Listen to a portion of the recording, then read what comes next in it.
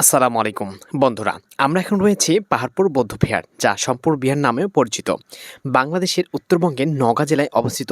এটি কেবল বাংলাদেশ নয়, বরং দক্ষিণ এশিয়ার অন্যতম গুরুত্বপূর্ণ এবং প্রাচীন প্রত্নতাত্ত্বিক নিদর্শন। ১৯৮৫ সালে ইউনেস্কো এটিকে বিশ্ব ঐতিহ্যবাহী স্থান হিসাবে স্বীকৃতি দেয়। পাল বংশের দ্বিতীয় রাজা ধর্মপাল খ্রিস্টীয় অষ্টম শতাব্দীর শেষভাগে এবং নবম শতাব্দীর শুরু এই বিশাল বিহারটি নির্মাণ করেন। এটি তৎকালীন বৌদ্ধ ধর্ম ও জ্ঞানচর্চার অন্যতম প্রধান কেন্দ্র ছিল। পাল রাজারা ছিলেন বৌদ্ধ ধর্মের অনুসারী এবং তাদের আমলেই এই বিহারটি উন্নতর শিখরে পৌঁছায়। বিহারের মাঝখানে ছিল একটি সুউচ্চ প্রধান মন্দির এবং চারপাশে ছিল ১৭৭টি ভিক্ষু কক্ষ।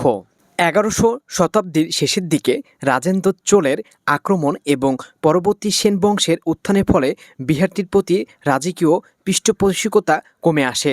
১৩শো শতাব্দীর ইখতিয়ার উদ্দিন মোহাম্মদ বিন বখতিয়ার খলজির বাংলা বিজয়ের সময় তার পরবর্তীকালে বৌদ্ধ ভিক্ষুকরা বিহারটি ত্যাগ করা শুরু করেন।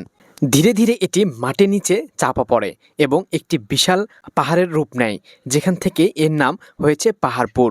১৮৭৯ সালে স্যার কামিংহান এই স্থানটি পরিদর্শন করেন এবং এটিকে প্রাচীন সম্পুর মহাবিহার হিসাবে শনাক্ত করেন। বিহারের গায়ে অসংখ্য পোড়ামাটির ফলক পাওয়া গেছে, যাতে সে সময়কালের মানুষের জীবনযাত্রা, পশু পাখি, ধর্মীয় কাহিনী খোদাই করা ছিল। পোড়ামাটির ফলকগুলো যুগ যুগ ধরে এখনও টিকে রয়েছে। পোড়ামাটির ফলকগুলো দেখে বোঝা যায় এর ইতিহাস ঐতিহ্য কত পুরনো। বিহারের আগে রয়েছে নান্দনিক গাছ দিয়ে সাজানো বিভিন্ন ধরনের গাছপালা, পশু পাখি ইত্যাদি।